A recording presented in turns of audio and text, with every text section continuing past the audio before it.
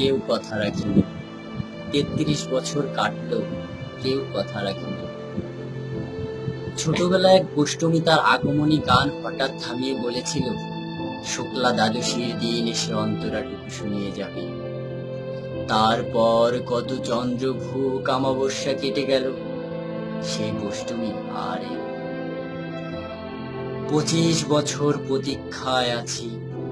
মামাবাড়ির মাঝি নাদের আলী বলেছিল, বড় হও দাদা ঠাকুর, তোমায় কি ৩ প্রহরের বিল দেখাতে নিয়ে যাব, যেখানে পদ্ম ফুলের মাথায় সাপ আর ঘুমোর খেলা করে। নাদের আলী, আমি আর কত বড় হব? আমার মাথায় ঘরের ছাদ ফুঁড়ে আকাশ স্পর্শ করলে তারপর তুমি আমায় ৩ প্রহরের বিল দেখাবে? একটা রয়েল গুলিও কিনতে পারিনি কখনো। লাঠি লজেন্স দেখিয়ে দেখিয়ে চুষেছে লস্কর বাড়ির ছেলেরা। ভিকেরির মতো চৌধুরীদের গেটে দাঁড়িয়ে দেখেছি ভিতরে রাজ উৎসব। সুবর্ণ কঙ্কন ফরা ফর্সা রমণীরা কত রকম আমোদে হেসেছে, আমার দিকে তারা ফিরেও চায়নি। বাবা আমার কাঁদছিয়ে বলেছিল, দেখিস একদিন আমরাও। বাবা আজ অন্ধ, আমাদের দেখা হয়নি কিছু।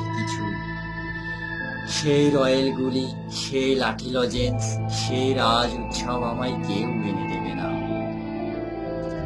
বুকের ভিতর সুগন্ধ রুমাল রেখে বরুণা আমায় বলেছিল, যেদিন আমায় সত্যিকারের ভালোবাসবে, সেদিন আমার বুকেও এমন আতরের গন্ধ পাবে। ভালোবাসার জন্য আমি প্রাণ নিয়েছি হাতের মুঠোয়। দুরন্ত ষাঁড়ের গলায় বেঁধেছি লাল কাপড়। বিশ্ব সংসার তন্ন তন্ন করে খুঁজে এনেছি ১০৮টি নীল পদ্ম, তবু কথা রাখিনি বরুণা।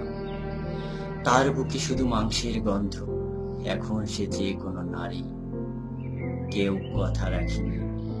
৩৩ বছর কাটলো, কেউ কথা রাখে না।